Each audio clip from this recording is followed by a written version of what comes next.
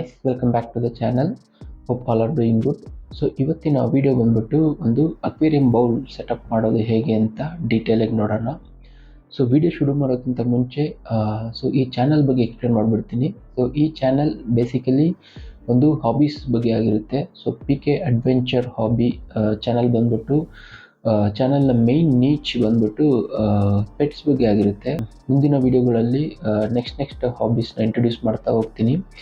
So ಅದಕ್ಕೆ ಈ ಚಾನಲ್ನ ಹೊಸ ವ್ಯೂವರ್ ಆಗಿದ್ದರೆ ದಯವಿಟ್ಟು ಸಬ್ಸ್ಕ್ರೈಬ್ ಮಾಡ್ಕೊಳ್ಳಿ. ಸೊ ಹಾಗೆ ನಾನು ನೆಕ್ಸ್ಟ್ ಹಾಕುವಂಥ ವೀಡಿಯೋಸ್ ನಿಮಗೆ ನೋಟಿಫಿಕೇಷನ್ ಆಗಿಬರುತ್ತೆ. ಸೊ ಈ ಚಾನಲಲ್ಲಿ ಅಪ್ಲೋಡ್ ಮಾಡೋವಂಥ ಹಾಬೀಸ್ ನಿಮಗೂ ಇಷ್ಟ ಆಗಿರುವಂಥ ಹಾಬೀಸ್ ಆಗಿರ್ಬೋದು. ಸೊ ಅದಕ್ಕೆ ಈ ಚಾನಲ್ನ ಹೊಸ ವ್ಯೂವರ್ ಆಗಿದ್ದು ದಯವಿಟ್ಟು ಸಬ್ಸ್ಕ್ರೈಬ್ ಮಾಡ್ಕೊಳ್ಳಿ. ಸೊ ಬನ್ನಿ ಅಕ್ವೇರಿಯಂ ಬೌಲ್ ಬಗ್ಗೆ ಎಕ್ಸ್ಪ್ಲೇನ್ ಮಾಡ್ತಾ ಹೋಗ್ತೀನಿ. ಸೊ ಇದರಲ್ಲಿ ಯೂಸ್ ಮಾಡಿರುವಂಥ ಆಕ್ಸೆಸರೀಸ್ ಮತ್ತು ಈ ಟ್ಯಾಂಕ್, ಸೊ ಇದರಲ್ಲಿ ಏನೆಲ್ಲ ಫಿಶಸ್ ಯೂಸ್ ಮಾಡಿದ್ದೀನಿ ಮತ್ತು ಇದರಲ್ಲಿ ಯೂಸ್ ಮಾಡಿರೋಂಥ ಪ್ಲಾಂಟ್ಸ್, ಸೊ ಇವೆಲ್ಲ ಡೀಟೇಲಾಗಿ ಎಕ್ಸ್ಪ್ಲೇನ್ ಮಾಡ್ತಾ ಹೋಗ್ತೀನಿ. ಸೊ ಈ ಬೌಲ್ ಸೈಜ್ ಬಂದ್ಬಿಟ್ಟು 12 ಇಂಚ್ ಬೌಲ್ ಆಯಿತಾ.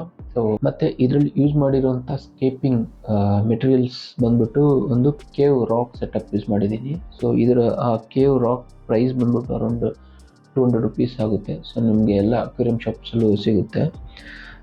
ಮತ್ತು ಇದರಲ್ಲಿ ಯೂಸ್ ಮಾಡಿರೋಂಥ ಪ್ಲಾಂಟ್ಸ್ ಬಂದ್ಬಿಟ್ಟು ರೊಟೆಲಾ ವೆರೈಟೀಸ್ ಯೂಸ್ ಮಾಡಿದ್ದೀನಿ, ಮತ್ತು ಕಬಂಬ, ಅನುಬಿಯಸ್ ಮತ್ತು ಬಿಚೆ ಬೆಲಾಂಡ್ರಾ.